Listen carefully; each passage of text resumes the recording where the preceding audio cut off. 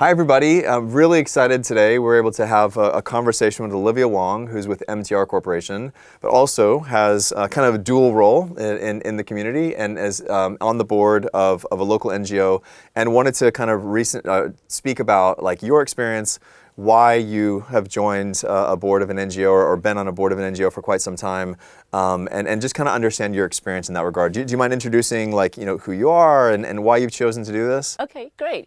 So then I am currently the chair of Habitat for Humanity Hong Kong. It is an NGO that started in the US back in the 70s.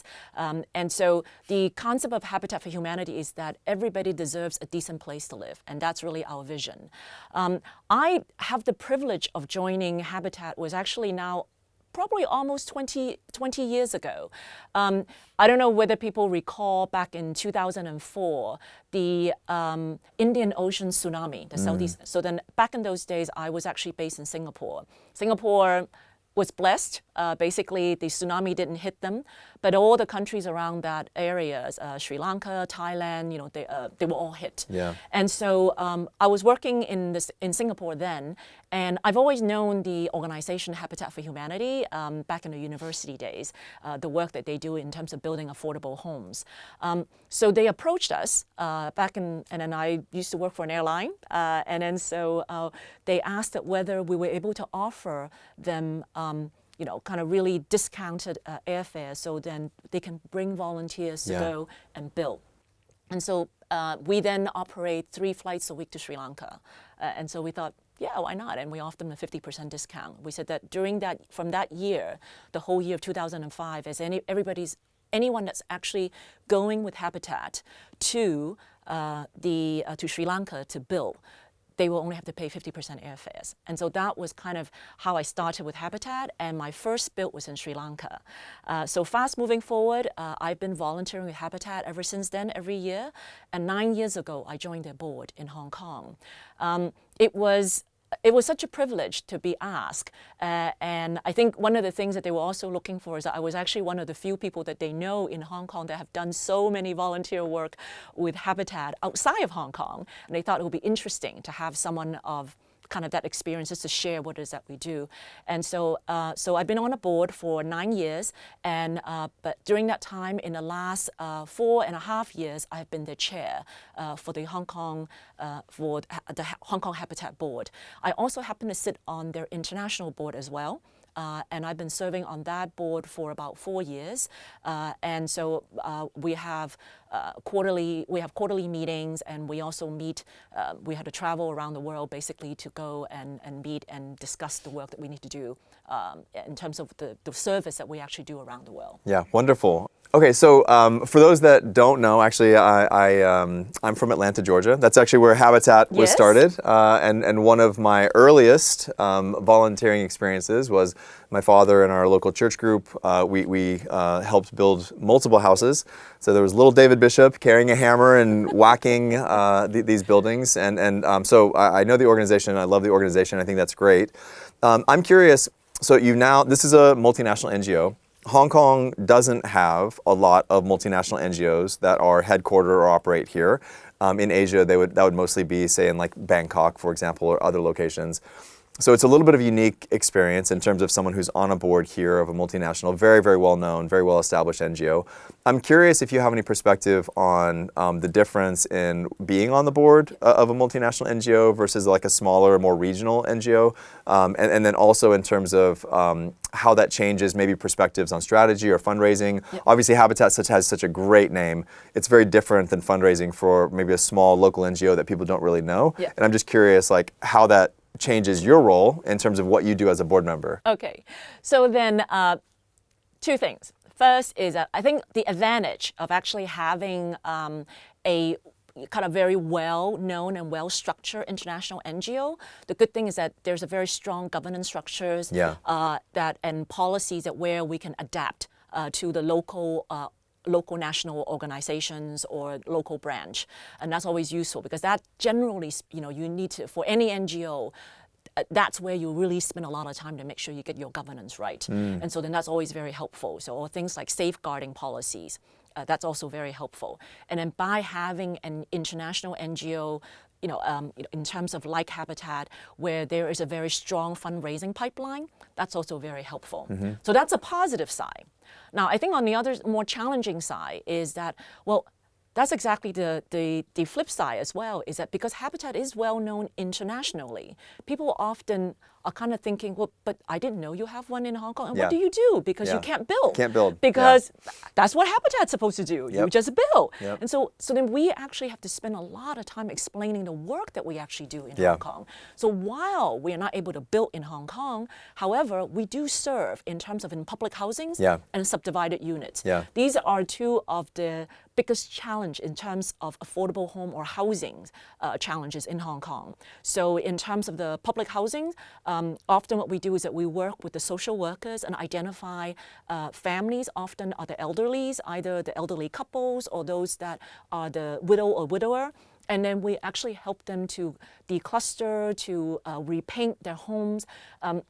Because a lot of the work internally often that are seen as more cosmetic, where it's not a structural issues. The government will not be able to support all of these work. And so that's where the NGO comes in, and that's what we do in terms of in Habitat, is that we will bring in volunteers to go and help clean, declutter, repaint these homes. With the subdivided units, we look at policies, looking at supporting and advocating for minimum standards that's required. And then we also then look at is that how can we also then bring in volunteers to help build furniture that's actually usable and makes sense for a subdivided unit as well.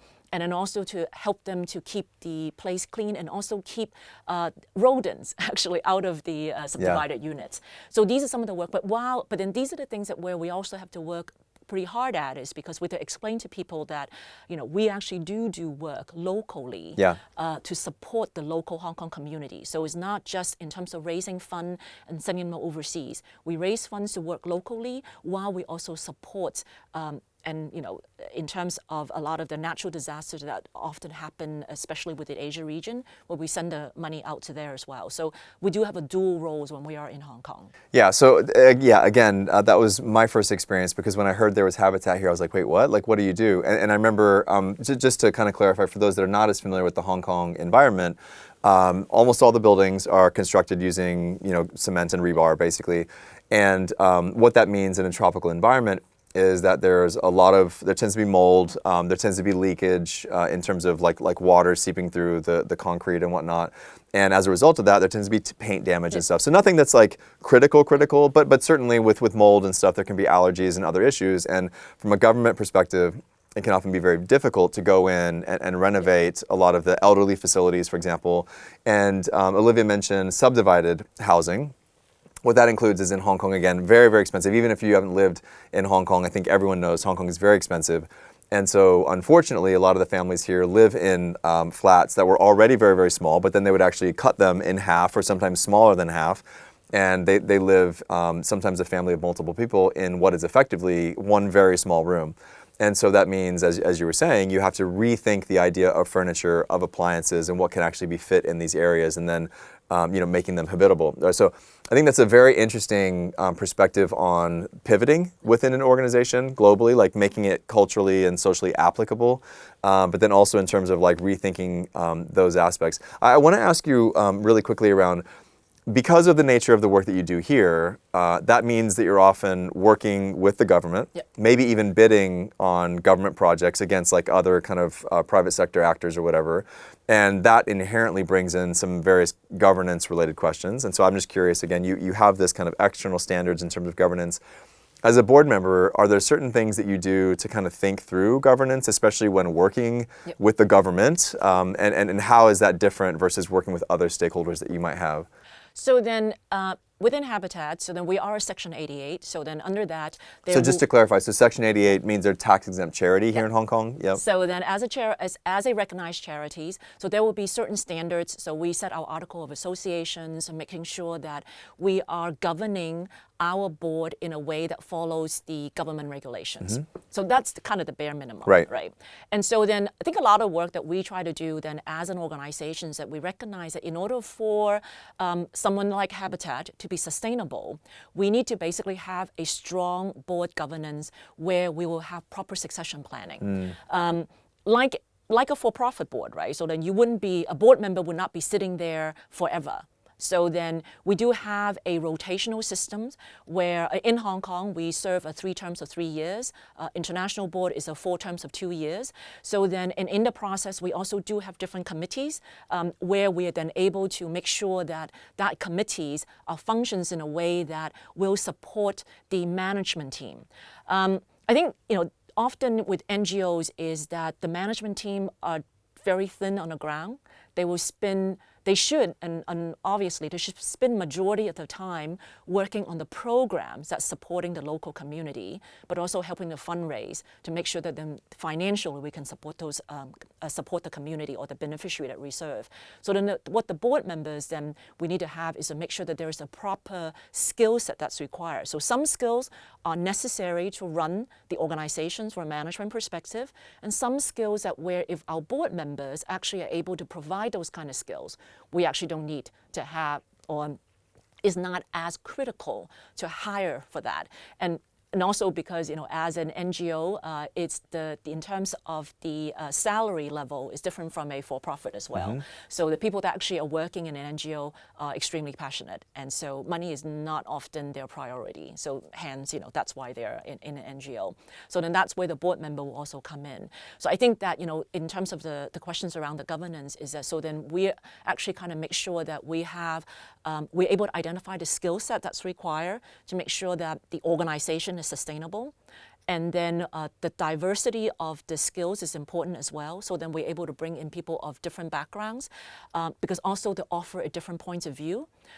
We then are able to actually have a proper succession plan. So then we move people through different committees and sitting and having them the opportunity to chair different committees. So then they will also get a sense of comfort and confidence that they actually can do this. And then also making sure that, they will actually do service day. So then therefore they actually understand the people that we're actually serving. So then they actually get a first-hand knowledge of why it is that we're doing it. So I think all of these things that from an NGO perspective, as a governance, these are the things that where we think is very practical. Because, as I said, earlier, because we are governed by the facts that we are a recognized local charities, those are the policies that are in place already, that you're not going to deviate from it. So that also almost becomes a given. There's everything else that we do within our board structure that will help to make sure that we can continue to operate sustainably. Okay, great. I mean, again, I think that shows a lot of forethought and the way you've constructed everything. Just as we kind of conclude this, I'm just curious, how large is the board here in Hong Kong? So there's 12 of us on the board. So pretty big for a local NGO. That's pretty big. I don't know for those that don't know, Olivia has a very strong background in terms of DEI and diversity, equity, inclusion. Does that come into play in terms of how do you structure the board here? You've talked about skill set and whatnot. Do factors like gender, ethnic, or other type of cultural diversity, does that come into it? Do you feel like that's valuable? Absolutely. And so then we actually have a dashboard.